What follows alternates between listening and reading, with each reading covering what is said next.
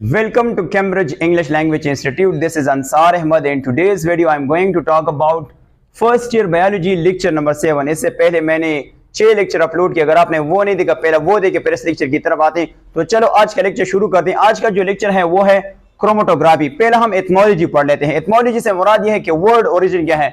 ये जो क्रोमेटोग्राफी है ये 2 ग्रीक वर्ड से लिया है. Chromo means colours and graphein mean to write. तो ये तो इसका एथमोलॉजी हो. अब इसका जो डिफिनीशन है वो क्या है.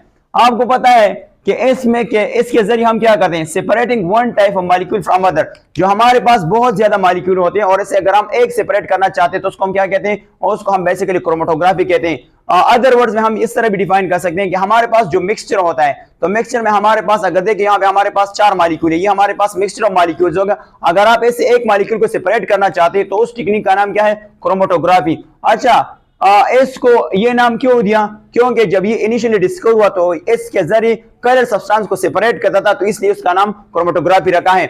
अच्छा, हमारे पास फेजेस ऑफ क्रोमेटोग्राफी क्या है. तो पहला फेज का नाम है मोबाइल फेज. मोबाइल फेज कौन सा होता है, ये मूवमेंट करता है, ठीक है. और मोबाइल फेज में लिक्विड या गैस जो है ना हम इस्तेमाल कर सकते हैं, और लिक्विड में खासकर जो सॉल्वेंट होता है वाटर इस्तेमाल होता है. दूसरा हमारे पास स्टेशनरी फेज होता है. स्टेशनरी फेज को हम रेस्ट फेज होते हैं क्योंकि ये मूवमेंट नहीं करता है. इस स्टेशनरी फेज में या तो सिलिका इस्तेमाल करते हैं या हम क्या का इस्तेमाल करते हैं, सेल्यूलोज इस्तेमाल करते हैं. अच्छा, हमारे पास एक और पॉइंट भी है कि अगर कोई मॉलिक्यूल आप सेपरेट करना चाहते हैं तो उसकी जो केमिकल और फिजिकल प्रॉपर्टीज हैं उसको हम देखते हैं. कौन कौन से वो प्रॉपर्टीज हैं. नंबर 1 हमारे पास सॉल्युबिलिटी होते हैं. सॉल्युबिलिटी से मुराद होते हैं हल्फजीरी, जो एक सब्सटेंस जो है वो सॉल्वेंट में कितना डिसॉल्व होता है उसको हम कहते हैं सॉल्युबिलिटी. दूसरा हमारे पास मॉलिक्यूलर मास होते हैं. मॉलिक्यूलर मास का एग्जांपल अगर मैं यहाँ पे देखूं, फॉर एग्जांपल हमारे पास ये H2O है, H2O है. तो आपको पता है इसमें से हाइड्रोजन की तादाद कितना है, 2. और आपको पता है हाइड्रोजन का एटॉमिक मास क्या है, 1 है. और प्लस हमारे पास ऑक्सीजन 1 है, ऑक्सीजन का एटॉमिक मास क्या है, 16 है.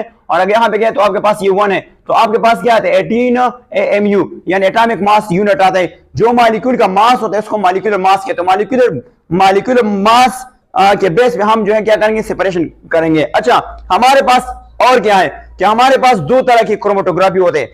एक का नाम है पेपर क्रोमेटोग्राफी. पेपर क्रोमेटोग्राफी इसको क्यों कहते हैं, क्योंकि हम इसमें क्या इस्तेमाल करेंगे, पेपर इस्तेमाल करेंगे. आए इसको एक डायग्राम से देखते हैं. सबसे पहला हमने बीकर लेना है और ये आपका नाम होगा बीकर.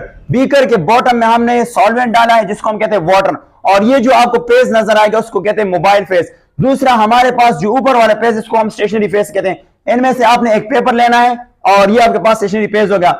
जिस चीज की आप सेपरेशन करना चाहते हैं तो आपने यहाँ पे पेपर पे लगाना है. तो हमने ले लिया इंक स्पॉट को चेक करना चाहते हैं कि इनमें से कितने मॉलिक्यूल है, वो आपने यहाँ पे लगाना है. फिर आपको पता है कि हमारे पास ये आपने ये जो पेपर है ये आपने सॉल्वेंट में डिप करना है. तो आपको पता है ये पानी अपवर्ड मूवमेंट करेगा. जब मूवमेंट करेगा तो ये यहां तक आ जाएगा और इसके मूवमेंट्स को हम कहते हैं कैपिलरी एक्शन कहते हैं. तो आपको ये जो इंक स्पॉट है ये आपको सेपरेट हो जाएगा मुख्तलिफ कलर्स में, मुख्तलिफ मॉलिक्यूल में. जो मॉलिक्यूल का मॉलिक्यूलर वेट ज्यादा होगा तो वो सबसे नीचे बैठ जाएगा. फॉर एग्जांपल मैंने यहाँ पे आपके लिए डिस्प्ले किया है कि हमारे पास आपके पास रेड है, फिर ब्लैक है, फिर ग्रीन, और फिर आपके पास यानी ब्लू और ग्रीन. तो ये आपको क्या होगा, यानी सेपरेट हो जाएगा. अच्छा, हमारे पास एक और टेक्निक है.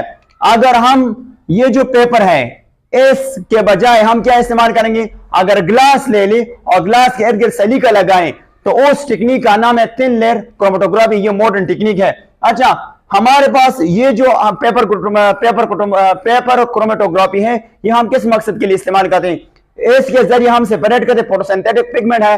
आपको पता है फोटोसिंथेटिक पिगमेंट से मुराद होता है क्लोरोप्लास्ट हो गया, ल्यूकोप्लास्ट एक्सेट्रा, और शुगर वगैरह हम सेपरेट कर सकते हैं. अमाइनो एसिड वगैरह हम इस टेक्निक के जरिए सेपरेट कर सकते हैं. एक पॉइंट आपने याद करना है, ये जो टेक्निक है ये चीप है, सस्ता है. दूसरा ये नॉट इफेक्टिव, इतना इफेक्टिव नहीं है. दूसरा हमारे पास क्या है, वो हमारे पास जो नेक्स्ट है उसका नाम है कॉलम क्रोमेटोग्राफी. कॉलम क्रोमेटोग्राफी में क्या फर्क है, इनमें से फर्क ये है कि नीचे हमारे पास स्टेशनरी फेज होगा. स्टेशनरी फेज में हम क्या डालेंगे, ये जो ट्यूब लेंगे ये या तो ग्लास का होगा या मेटल ट्यूब का होगा. और ये आपके पास ऊपर हमने क्या करना है, हमारे पास ऊपर मोबाइल फेज होगा और फिर जो सैंपल होगा, फॉर एग्जांपल यहाँ पे इंक स्पॉट है, हमने इसकी मॉलिक्यूल को सेपरेट करना है तो आपने यहाँ पे लगाना है. ऊपर से मोबाइल पेस्ट जो है ना वो डालेंगे। जब डालेंगे तो आपको पता है ये जो कलर है, ये नीचे जो कलर का मॉलिक्यूलर वेट हैवी होगा वो सेटल डाउन हो जाएगा। तो अगर देखिए फॉर एग्जांपल हमारे पास ग्रीन होगा, तो आप यहाँ पे आपके पास टेप होगा जिसको हम नलका वगैरह कहते हैं, तो आप ग्रीन को रिमूव करें। फिर दूसरा कलर आपके पास फॉर एग्जांपल ब्लैक हो तो ब्लैक को रिमूव करेंगे, ब्लैक है तो ब्लैक को रिमूव करेंगे, ग्रीन है तो ग्रीन। तो ये सारे आपके पास क्या होगा, ये सारे आपके पास जो है ना वो सेपरेट हो जाता है। और इस टेक्निक को हम क्या कहते हैं, कॉलम क्रोमेटोग्राफी। ये सबसे कॉमन टेक्निक है। दूसरा, ये इफेक्ट क्यों है और ये एक्सपेंसिव है, और इसके लिए एक टेक्निकल बंदा चाहिए कि इसको ऑपरेट करें। अच्छा, ये हमारे पास जो क्रोमेटोग्राफी है इसका फायदा क्या है, तो इसका दो फायदे हैं। इसके जरिए हम तो मिक्सचर जो है ना वो सेपरेट कर सकते हैं, मिक्सचर से मॉलिक्यूल को सेपरेट करते हैं। दूसरा, मेडिकल में इसका अहमियत क्या है कि अगर आपने ब्लड में केमिकल फाइंड आउट करना है या ब्लड में ड्रग देखना है, तो आपने क्या है कि आपने कौन सा टेक्निक इस्तेमाल करना है, आपने क्रोमेटोग्राफी का टेक्निक जो है वो इस्तेमाल करना है।